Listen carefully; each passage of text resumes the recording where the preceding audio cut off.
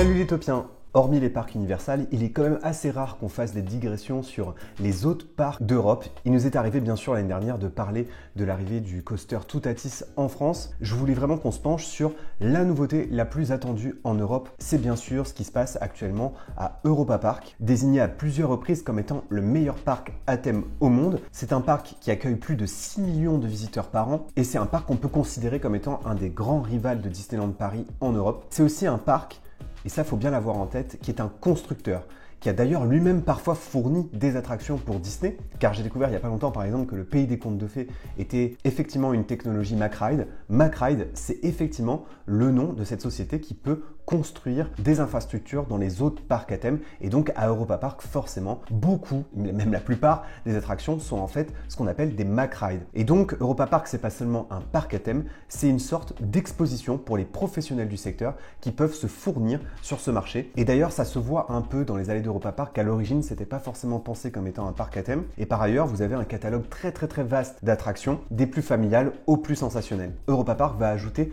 son 14e coaster à la destination. Il ouvrira dès le 26 avril 2024, donc ça approche. C'est donc, comme je vous le disais, une création de MacRide. MacRide, c'est vraiment le constructeur. Et il faut savoir aussi qu'il y a un équivalent de Walt Disney Imagineering chez Europa Park qui s'appelle MacMagic, qui eux ont imaginé aussi la storyline. Et c'est aussi pour ça que je voulais vous en parler, parce que je trouve la storyline très drôle. Et comme souvent aussi à Europa Park, ils vont très loin dans les histoires et dans l'immersion. Alors ce qu'il faut savoir, c'est que le parcours fait 1385 mètres de long et que c'est un coaster qui comporte beaucoup de records. Et en voici la liste. Déjà, au total, pendant le parcours, il y aura 4 accélérations et 7 moments où les visiteurs auront la tête en bas, c'est-à-dire les fameuses inversions. Ils ont aussi référencé la propulsion la plus raide au monde sur une inclinaison à 105 degrés. Vous savez qu'à Disneyland Paris, il y a aussi des accélérations avec de l'inclinaison. C'est notamment le cas, par exemple, dans Space Mountain. Et parmi les autres records qu'ils ont référencés, ils disent que Voltron, c'est le grand 8 à propulsion avec le plus d'inversions au monde, au total 7. Et c'est aussi le coaster à propulsion le plus long d'Europe. C'est aussi l'attraction qui possède le plus de tronçons de propulsion. Au total, il y en a 3. Ça, c'est pas un record mondial, mais c'est un record européen,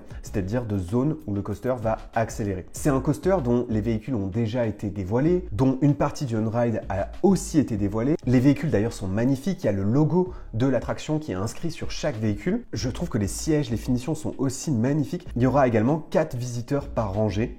Mais ce que j'adore, bien sûr, dans Voltron, c'est l'histoire qu'il y a derrière et l'utilisation d'un personnage emblématique de l'Europe. Ce personnage, c'est Nikola Tesla, qui bien sûr à l'origine est un Croate. Les visiteurs entrent ici dans des ruines. Il y a de la pierre calcaire un peu claire aussi qui entoure ces ruines. Et les visiteurs ici deviennent un peu l'objet d'une expérimentation scientifique. Je trouve que le prétexte de l'expérience scientifique ressemble énormément à Mystery Castle, à Fantasyland que j'avais adoré, où il me semble même d'ailleurs que les cast members étaient habillés avec des tenues de scientifiques un peu fous. On est un peu dans ce délire-là. Il faut savoir que de son vivant, Nikola Tesla, qui était donc un inventeur de génie, qui avait notamment travaillé avec Thomas Edison et qui avait déposé plus de 300 brevets et qui travaillait notamment sur l'énergie et l'électricité, il faut savoir que c'était quelqu'un de très théâtral, qui était un peu l'archétype du savant fou. Et donc, c'est un peu cet esprit-là que l'attraction est censée retranscrire. Et donc ici, Nikola Tesla, il rêve d'une chose, c'est d'enfin pouvoir réaliser la transmission sans fil de l'énergie électrique. Et donc c'est ça qui sert de fil conducteur, sans mauvais jeu de mots, à l'attraction. Et de loin, on repère le quartier grâce aux fameuses 2 tours Tesla qui font quand même 32,5 mètres de haut. Donc c'est quand même très haut. Et ça redessine un petit peu aussi la skyline d'Europa Park. Et ces 2 tours, elles jouent un rôle essentiel dans l'arc narratif qui a été imaginé par MacMagic. Et en fait, dans l'attraction, les humains vont être transformés en énergie cosmique. Vous comprenez donc à quoi vont servir les accélérations. Car en fait, Nikola Tesla, il a fait une découverte révolutionnaire qui permet de transporter l'énergie de tour en tour sous forme d'éclairs. Et l'éclair, ça va être nous en fait, ça va être nous l'énergie cosmique. Et d'ailleurs, on est probablement aussi dans un décor délabré qui était le décor d'une ancienne centrale hydroélectrique dans une région croate et qui a été utilisé par Nikola Tesla pour ses recherches. Et d'ailleurs, Nikola Tesla, on va pouvoir le rencontrer puisque à Europa Park, comme un peu chez Disney, il y a des audio animatronics. Les plus beaux que vous pouvez voir sont bien sûr situés dans l'attraction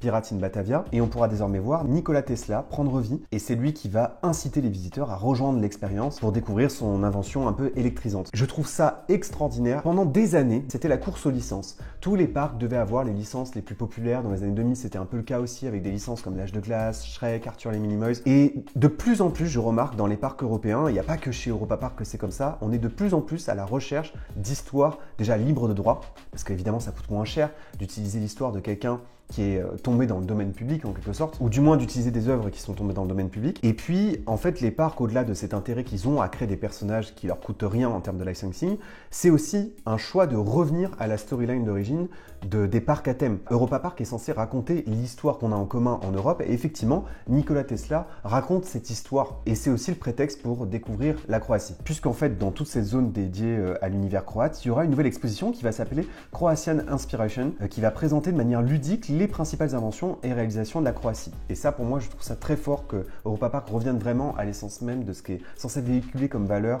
ce parc. Il y aura aussi un nouveau glacier dans ce quartier et un nouvel espace de snacking. Il y aura également une boutique de produits dérivés, une boutique qui rendra notamment hommage à la culture croate, mais pas que. Il y aura aussi sans doute des produits dérivés en lien avec l'attraction. Donc voilà pour Voltron, qui est quand même pour moi un événement. Plus de 20 000 m² qui ont été construits comme ça en un petit peu plus de 2 ans, qui va évidemment faire très plaisir aux fans de coaster, mais qui n'oublie pas pour autant de penser à l'immersion et au storytelling. Par ailleurs, c'est pas du tout la seule nouveauté à Europa Park cette année. Vous le savez, l'année dernière, Europa Park a été victime d'un incendie et en très peu de temps, ils ont réussi à reconstruire une zone entière. Donc il y aura d'abord Express des Alpes, donc qui permettra de traverser les massifs montagneux à bord d'un coaster qui était déjà à l'origine un coaster familial. C'était un coaster, mais il y avait des zones aussi en intérieur et c'était 2 attractions qui se mélangeaient. Et donc il y a les Rapides du Tyrol, qui était là aussi à l'origine une attraction aquatique qui va nous permettre de nous replonger dans l'esprit de ce quartier qui a été entièrement refait en très peu de temps. Cette zone-là qui était une de mes préférées parce que j'aimais bien que les 2 attractions se mélangent et en même temps c'était des attractions familiales mais qui peuvent tout autant être appréciées par un public qui aime aussi un petit peu